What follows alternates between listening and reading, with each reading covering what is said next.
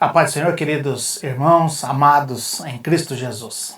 Alegria imensa poder estar aqui com você para mais uma aula da nossa Escola Bíblica Dominical, EBD no Ar, no departamento da Igreja Evangélica Assembleia de Deus, na cidade de Londrina, no estado do Paraná. E estamos aqui para finalizar mais um trimestre do ano de 2022. O terceiro trimestre está terminando com um assunto que nos empolgou muito a respeito da nossa vida cristã, da nossa vida diária. Os ataques contra a Igreja de Cristo e as sutilezas de Satanás nesses dias que antecedem a volta de Cristo. O assunto muito moderno, o assunto que nos traz aí a clareza de como a Igreja vem sofrendo os maiores ataques do inimigo, do mundo, para tentar derrubar a Igreja, para tentar aniquilar a Igreja na face da terra. Nós sabemos que isso não será possível porque as portas do inferno não prevalecem. No entanto, as sutilezas que o mundo e que o próprio diabo tem trazido e tentado implantar dentro das igrejas tem levado muitos a cair da fé, a se perder no meio do caminho e banalizar a fé cristã.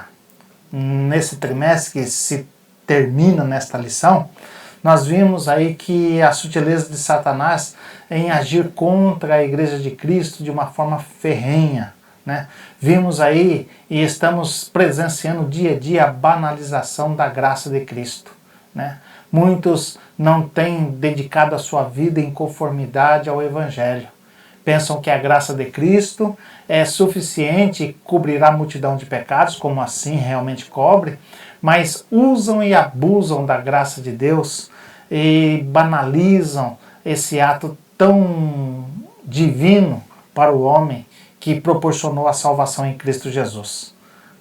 Se não falar o que com relação à imoralidade sexual, o divórcio que acampa agora não só no mundo perdido, mas dentro das igrejas cristãs. Por qualquer coisa estão se divorciando, né? O ateísmo que tem batido as portas de muitos que não acreditam mais no Evangelho de Cristo e se voltam dizendo que não há Deus, né? Ideologias que temos enfrentado dia após dia nas mídias sociais, em toda forma de propagação que esse mundo tem contra a família, destruindo a família cristã, ou tentando destruir a família cristã, desestabilizar essa célula máter da sociedade e mostrando ou tentando mostrar que a nova modernidade ou a desconstrução vale mais a pena do que um exemplo fiel de Cristo, a sua igreja e a forma cristã de se viver. Vimos que a Bíblia está sendo relativizada, né? Ela não é mais soberana em alguns lugares, ela tem colocado em segundo plano e o homem não tem mais conseguido presenciar ou ter a Bíblia como verdade suprema na sua vida. Muitas igrejas estão se perdendo nesse caminho, trazendo para si muitas ideologias não cristãs em substituição à palavra de Deus. Que triste quando o homem relativiza a palavra de Deus, a verdade suprema de Deus, a voz de Deus proclamada pelos quatro cantos da terra. Mas tem um povo ainda que acredita, que crê e que sabe que esta é a verdadeira palavra que nos levará para o céu. Vemos também na lição de número 8 a respeito do enfraquecimento da identidade pentecostal. Até comentávamos em certo período, em certos dias, a respeito dos dons espirituais, do batismo com o Espírito Santo.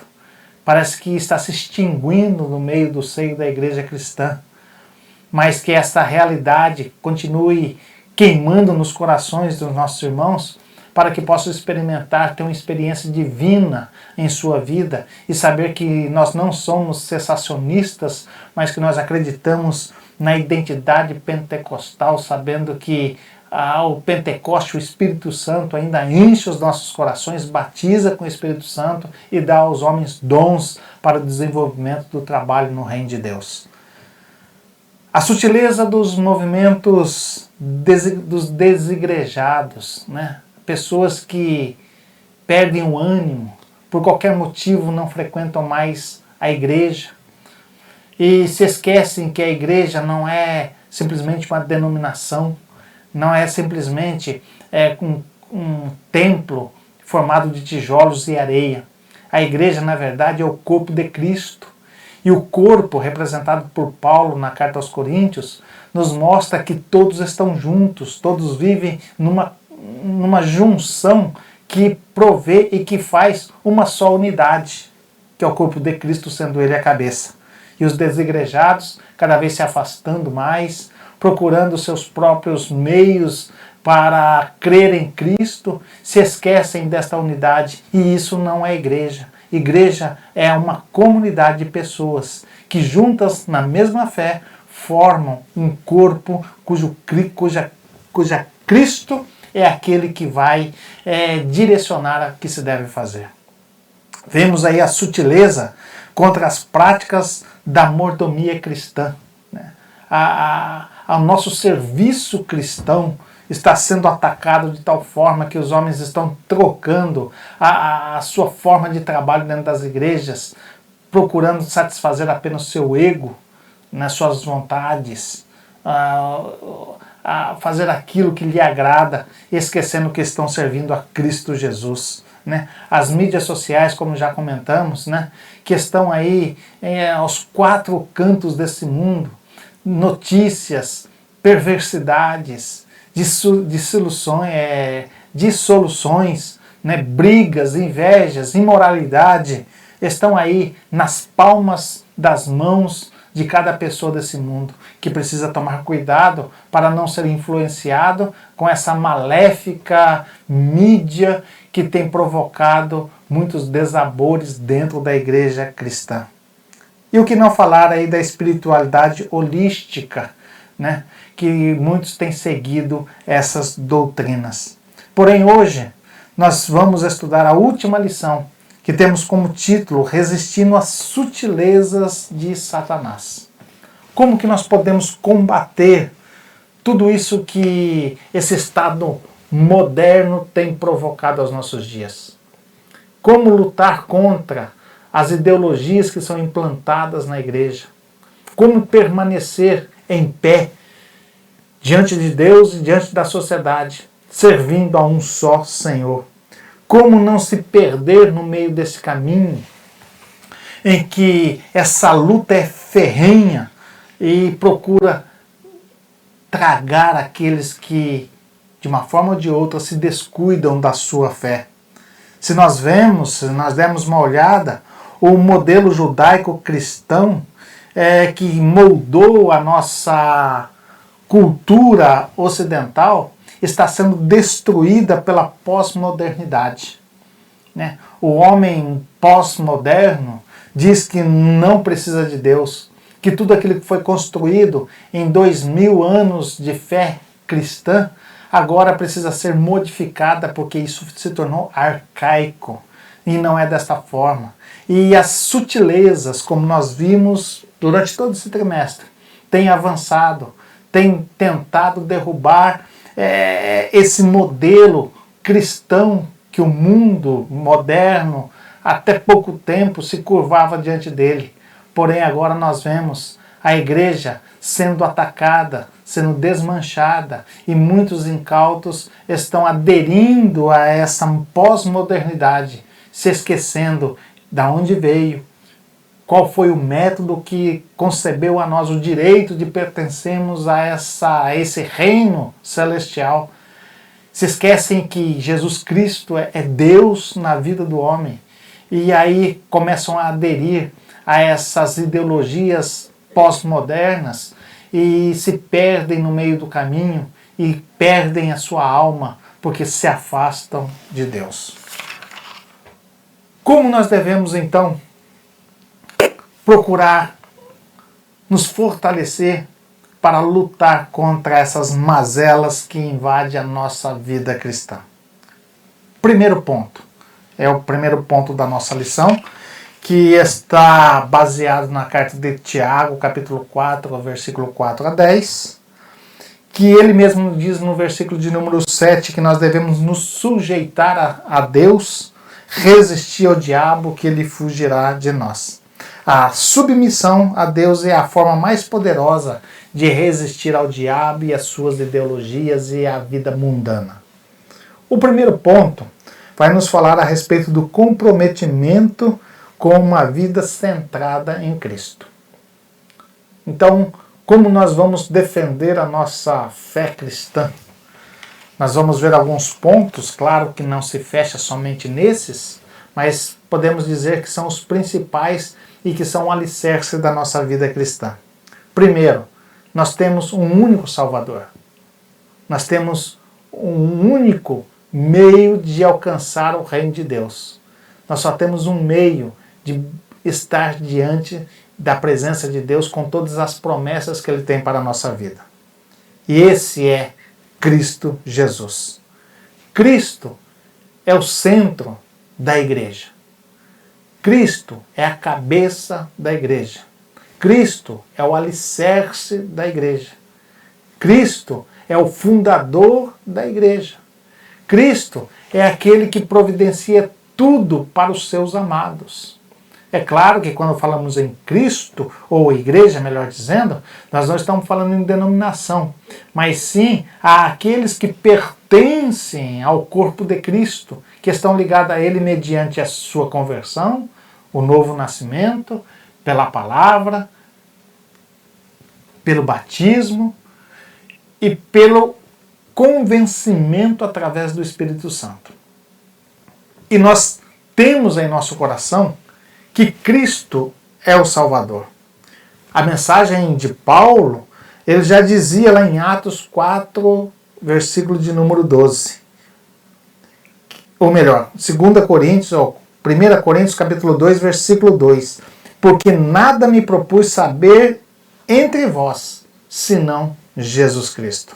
Pedro, sim, lá em Atos capítulo 12, dizia: em nenhum outro nome há salvação, a não ser em Cristo Jesus. Cristo é o centro da mensagem apostólica. Cristo é o centro da mensagem de todos os cristãos. Nós vamos ver em todo o Atos dos Apóstolos que Cristo era pregado e ensinado em todos os lugares. Cristo era o centro. Cristo era aquele que provocava a salvação para os homens. E se nós cremos nesta palavra, nós estaremos comprometidos com ela e sabendo que só Ele é Senhor da nossa vida.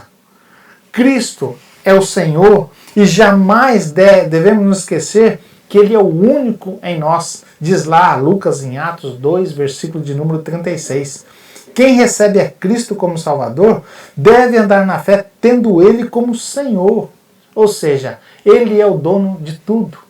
Ele é quem governa a nossa vida, Ele é quem dirige os nossos passos, Ele é quem nos mostra a melhor maneira de nos comportarmos, é Ele quem vai nos levar às mansões celestiais. Cristo é o Senhor. E nós somos simplesmente seus servos, chamados, escolhidos, purificados, transformados para viver uma vida em Cristo Jesus. Se nós o temos como Senhor, nós não vamos nos curvar diante de nada que o mundo venha nos oferecer que ofenda a sua santidade. Se Ele é Senhor, nós vamos procurar fazer aquilo que Ele nos ordena. Se Ele é o nosso Senhor, nós vamos procurar agradar em tudo aquilo que Ele nos propõe. Se Ele é o Senhor, nem que for para morrer, nós precisamos estar a seus pés, porque se o nosso corpo aqui tombar, nós temos um lugar garantido diante dEle. Receber a Cristo como Salvador e não andar nele ou não andar com Ele é negar o seu senhorio. Nós podemos, ou como muitos aceitam Cristo como Salvador da sua alma, mas não lhe obedece. Automaticamente não tem como Senhor das suas vidas. E como pode um discípulo não obedecer o seu mestre? E se nós assim fizermos, estaremos perdidos. Por isso nós temos que ter uma vida comprometida, uma vida centrada, uma vida dedicada em Cristo Jesus. Se nós tivermos a nossa vida totalmente entregue a Ele, para que Ele domine o nosso ser, nós estaremos nos defendendo contra toda sutileza de Satanás e toda sutileza que esse mundo perverso possa trazer diante dos nossos olhos para tentar derrubar a nossa fé. O que mais que nós podemos fazer para lutar contra todas essas ideologias? O ponto de número 2 da nossa revista vai dizer que nós precisamos estar não só comprometidos com Cristo, mas nós precisamos estar comprometidos com as Escrituras. A palavra de Deus, que é a revelação escrita de Deus aos homens. Nós sabemos que esta palavra, que ela foi escrita por 40 homens, levou-se mais de 1000 anos para ser escrita, homens que viveram nas maiores dificuldades, uns nos desertos, outros viveram como pecuaristas, trabalhadores, médicos, outros doutores, reis, sacerdotes, profetas. E esses homens, durante todo esse período de tempo, receberam a mensagem de Deus e escreveram aquilo que o Espírito Santo lhes inspirava para que fossem escrito. E durante todo o tempo em que a Bíblia estava sendo preparada, Deus já tinha os seus propósitos para juntá-la num único só volume, que é a Bíblia Sagrada que nós temos hoje. 66 livros que nos mostram e nos revelam Cristo como Salvador. Nos mostra como Deus trabalhou na vida do homem durante todo esse tempo. Nos mostra que existe uma esperança para o homem perdido, morto em seus delitos e pecados, mas que através de Cristo Jesus pode alcançar e angariar a salvação para a sua alma. A Bíblia Sagrada é o mapa, é a bússola que nos leva a encontrar com a eternidade gloriosa de Deus. A Bíblia Sagrada nos mostra quão poderoso é Deus e quanto Ele ama as suas criaturas, quanto Ele ama seus filhos, quanto Ele ama cada um daqueles as quais o serve. A Bíblia Sagrada nos mostra que Ele não negou o seu próprio Filho para morrer por nós, sendo nós ainda pecadores, não merecedores da sua graça e da sua bondade, mas Cristo morreu por nós. E isto foi escrito para que nós hoje tivéssemos em nossas mãos a certeza escrita neste livro sagrado, imutável, perene, eterno, poderoso, mostrando-nos que há um recurso e há uma solução para o pecado na vida do homem. Cristo Jesus, aquele que salvou a humanidade. A Bíblia Sagrada, por mais que ela tenha sido tentada a ser destruída, ainda ela permanece para sempre, porque ela está escrita nos céus e a palavra de Deus jamais deixará de existir. Houve muitos homens que tentaram rasgar as Escrituras, queimar as Escrituras, destruí-la para que o homem não tivesse mais oportunidade de tê-la em suas mãos. No entanto, ela atravessa séculos, e os homens a têm e a respeitam como o livro de Deus. Mas isso não quer dizer que os inimigos da cruz não tentam destruí-la de todas as formas, dizendo que é um livro arcaico, que foi escrita por homens muito antigos, que a modernidade está diferente e que ela não revela toda a verdade. Homens que não têm temor a Deus e que se perdem nesse mundo e não sabem para onde vão, porque não creem na verdadeira palavra de Deus. A Bíblia, na verdade, ela é Deus entre nós. É a sua palavra viva nos nossos corações. E nós temos que tomar algo muito importante. Quando lemos a Bíblia Sagrada, nós temos que entender que nós é que devemos nos ajustar a ela, e não ela se ajustar aos nossos costumes ou à nossa vida presente. Nós temos que ler a Bíblia segundo aquilo que Deus é, e não segundo aquilo que nós queremos que Deus seja para nós. A Bíblia Sagrada é a regra de fé, é a regra de conduta da nossa vida. Uma igreja genuinamente evangélica precisa se conscientizar que as Escrituras são as fontes, ou é a fonte, dos valores éticos, morais, espirituais que devem nortear a vida do cristão. Toda a Bíblia ela precisa ser ensinada e pregada. Não há ponto em que ela deixa de ser usada por não pertencer a essa época ou àquela época. A Bíblia Sagrada ela não tem datas, ela não foi datada para um determinado fim. A Bíblia ela é eterna e serve para os homens de todas as épocas. Por isso que quando lemos a Bíblia, ela se torna nova na nossa vida a cada manhã, porque entendemos que realmente é a palavra de Deus e ela vem moldar a nossa vida e o nosso caráter segundo aquilo que foi escrito para que ela fizesse em nós. Nós precisamos, através disso, entender que a palavra de Deus permanecerá para sempre. Quer queira o homem ou não, quer queira o ímpio ou não, esta palavra julgará cada um segundo o que nela está escrito.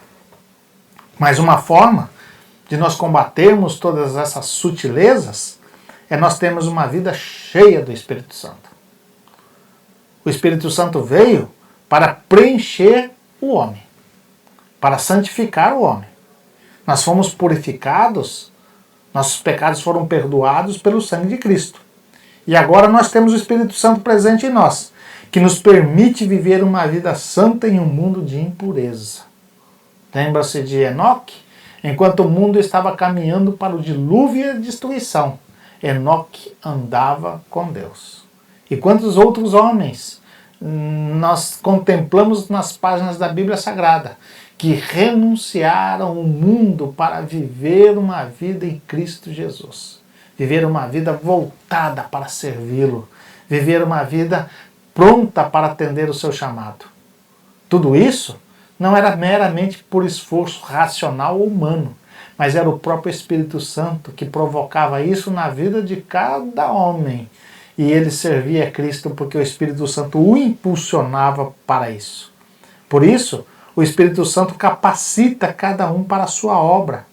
E ele faz habitação no coração de cada homem que assim deseja, para ter uma vida consagrada, liberta e viver de acordo com aquilo que ele pretende para a sua igreja. E faz disso um homem vencedor, uma igreja vitoriosa. E ainda, como diz, mesmo que destruir o nosso corpo, esse tabernáculo, nós temos uma morada com Deus. Porque o ímpio pode até destruir a nossa carne, mas ele não pode destruir a nossa alma e o nosso espírito, porque eles pertencem a Deus.